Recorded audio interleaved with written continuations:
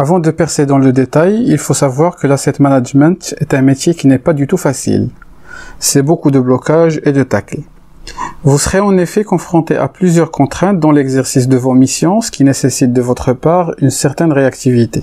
Donc en tant qu'asset manager, vous serez en charge de la gestion des actifs immobiliers pendant les 3 phases du cycle de l'asset management, de l'acquisition à la vente de l'actif en passant par la phase de détention.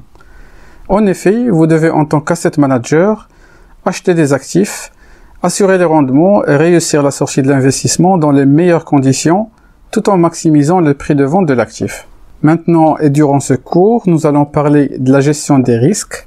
Autrement dit, vous devez connaître comment analyser un deal et comment prendre des décisions visant à minimiser les risques et à maximiser la rentabilité. Et c'est ce qu'on va voir dans le cadre de ce cours.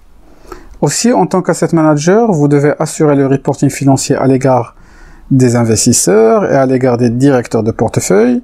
Et finalement, une autre grande responsabilité de l'asset manager est celle qui concerne la gestion des locataires et la gestion de la vacance de l'actif immobilier en détention. Il est important de mettre en tête que lorsqu'il n'y aura pas de locataires, il n'y aura pas de revenus et par conséquent pas de rentabilité. Ensuite, lorsque vous louez vos actifs, vous devez vous assurer que les locataires jouissent d'une possession paisible de ces actifs et vous devez nouer des relations solides avec ces locataires pour bien anticiper leurs besoins. Maintenant que cette lecture est claire ainsi que les lectures précédentes, parlons dans la prochaine lecture des 3 principaux objectifs de l'asset management.